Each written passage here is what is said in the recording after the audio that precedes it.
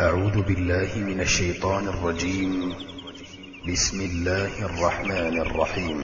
يا أيها الذين آمنوا اتقوا الله وآمنوا برسوله يؤتكم كفلين من رحمته ويجعل لكم نورا تمشون به ويغفر لكم والله غفور رحيم.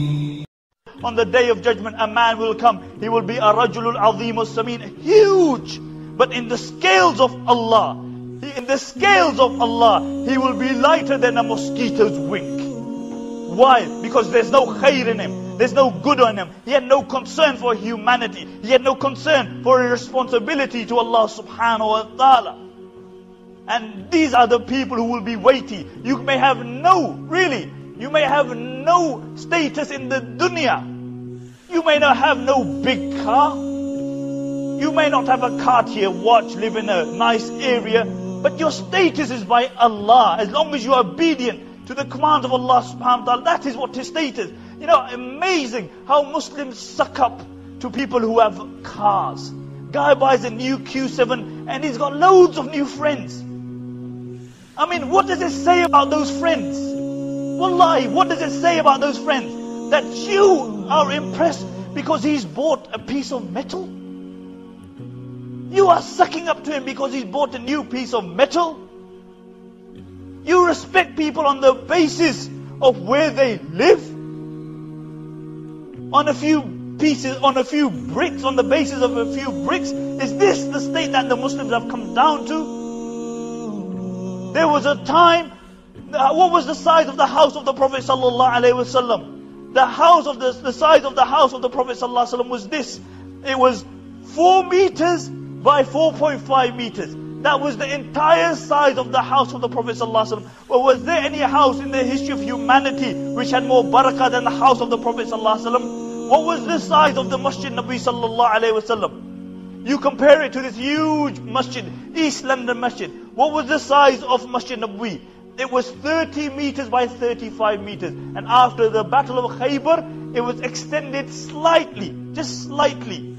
There was no fancy carpet on the floor. The ceiling barely exceeded the heads of those who prayed within it. And the walls were made out of unbaked clay. But the men and the women which emanated from this masjid were baked. And until 8th Hijrah, there was not even a lantern in Masjid Nabi sallallahu alayhi wasallam. And Tamim Dari radiallahu anhu bought a lantern in 8th Hijrah. From this small, dark masjid emanated a light which extinguished the darkness of kufr in half of the world. Because it was a place of substance. You respect people on the clothes that they wear? Really? I mean, amazing. It doesn't say, it says a lot about us.